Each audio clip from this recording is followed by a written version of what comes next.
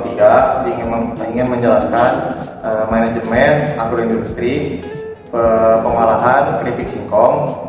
Perkenalkan, nama saya Muhammad Fauzin Zainal Arif dengan NIM 103110337. Perkenalkan, nama saya Puspa Aura Olivia dengan NIM 103111049. Perkenalkan, nama saya Reva Brilianti dengan NIM 103111053. Perkenalkan, nama saya Siska Andra Melani dengan NIM 103111059.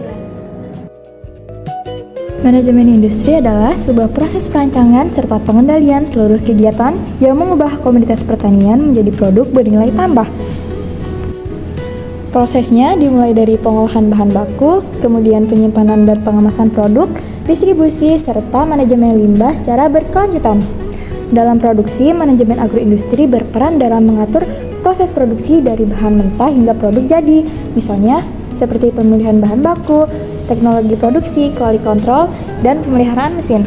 Selain itu, dalam operasional, manajemen agroindustri berperan dalam mengelola penyediaan bahan baku, kemudian manajemen rantai pasok, distribusi produk, dan manajemen keuangan untuk mengatur arus keuangan saat produksi berjalan. Produksi keripik singkong membutuhkan persiapan matang mulai dari bahan baku, peralatan, proses kerja, sampai distribusi. Unsur paling penting adalah singkong itu sendiri. Singkong terbaik biasanya dipanen pada usia 9-10 bulan agar teksturnya padat, tidak berserat, dan menghasilkan keripik yang renyah.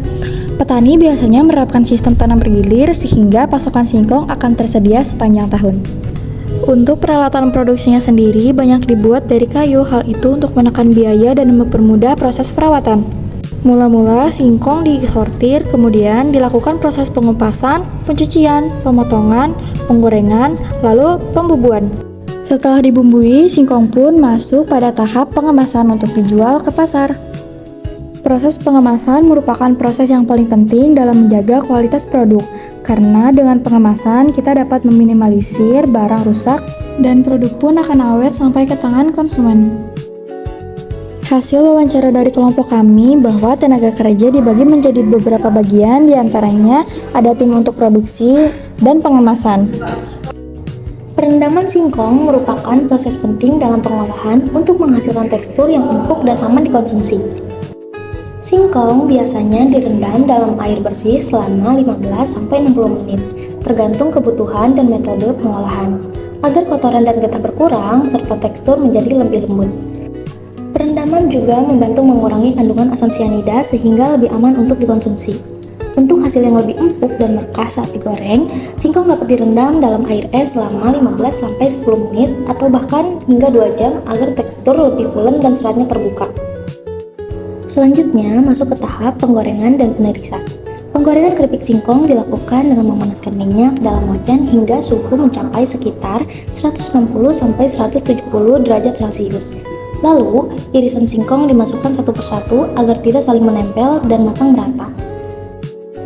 Lalu, pembumbuan keripik singkong biasanya dilakukan setelah proses penggorengan agar bumbunya lebih menempel dengan baik dan rasa lebih merata. Bumbu yang umum digunakan antara lain bawang putih, cabai, garam, gula pasir, gula merah, kaldu jamur, daun jeruk, dan daun kunyit.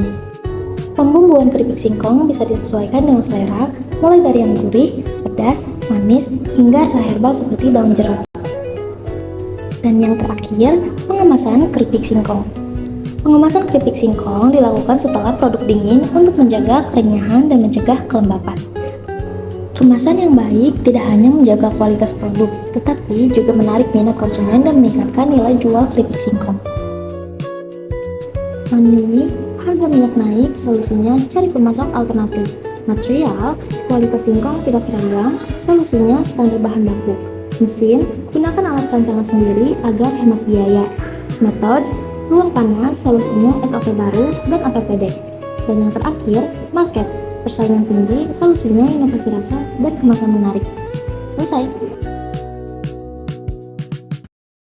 Sekian dari kelompok kami, mohon maaf bila ada kesalahan.